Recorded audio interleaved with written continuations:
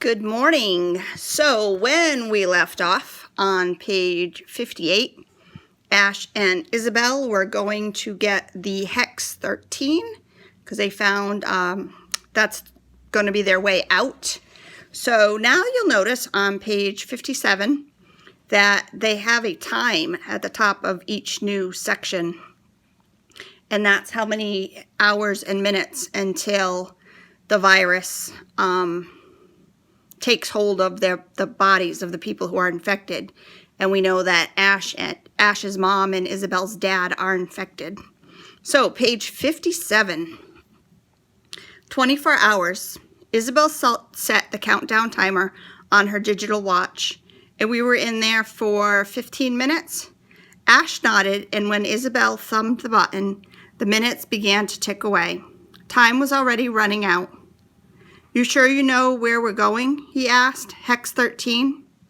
They sneaked back upstairs, bathed in the white glow of a handheld fluorescent light taken from one of the labs. Ash worried it might make them easy to spot, that Thorne would see them coming, but Isabel said she couldn't make it to the other end of the building without it. In a way, it was a relief not to be in total darkness, but Ash still had a prickle down the back of his head when he thought about Thorne being just beyond the light, so he reached out with his senses, trying to detect him. 24 hours is not long, Isabel said. Just over 24 hours. Ash tried not to think about Mom, locked in that room with Kronos swimming in her blood. Maybe it's not enough. It's enough, Ash said. It's a whole day. And even if we get out, when we get out, Ash corrected her. And don't think about it. Just get us out of here and we'll find Kane and Pierce and get the cure. We'll be all right. We have to, Yes, we have to be. Isabel gasped and came to a stop. All right, so we are going to actually stop there and skip to page 66 because the pages in between are just blah, blah, blah. They're walking through the hall afraid of Thorne. Now they are inside a storage closet. Ash took a step closer and studied the contents of the metal container. At one end was a number which had looked like at the end. Wow, okay. At one end was a number of what looked like plastic pencil boxes, while the rest was stacked with bricks wrapped in brown paper. Each brick had Hex 13 printed on top. High explosive experiment number 13, Isabel exclaimed. What does that mean? That it took them 13 tries to get it right? Yes. Sheesh, Ash shook his head. You sure it's safe? It won't go off without these. Isabel took out one of the small plastic boxes and opened it to show Ash what appeared to be a smartphone and a collection of metal matchsticks. They're, how you say? She waggled her index finger like she was firing a gun. Triggers? Ash tried to sound brave and like he knew what he was talking about, but he couldn't stop thinking that he was standing in front of a box full of explosives. Detonators. Isabel tapped the metal sticks as she remembered the word she was looking for, and this is the handset. She picked up the object that looked like a smartphone. We take them with us to the shutters and make a hole. Just like that? Isabel shrugged. It only needs a little. What about using them to get them out of the lab then? To break the glass? I think it would be too dangerous, maybe kill them.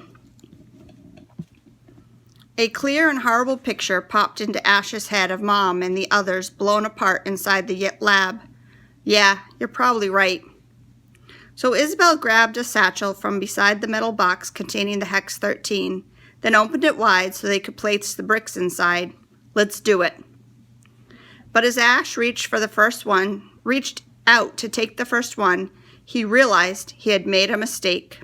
While he had been worrying about the explosives and escapes, he had failed to notice something important.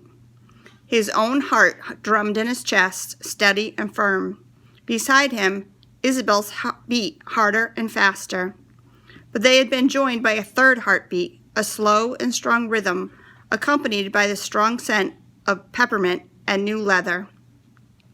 Ash whipped around as a soft voice spoke from the darkness. I think you kids better let me take over now.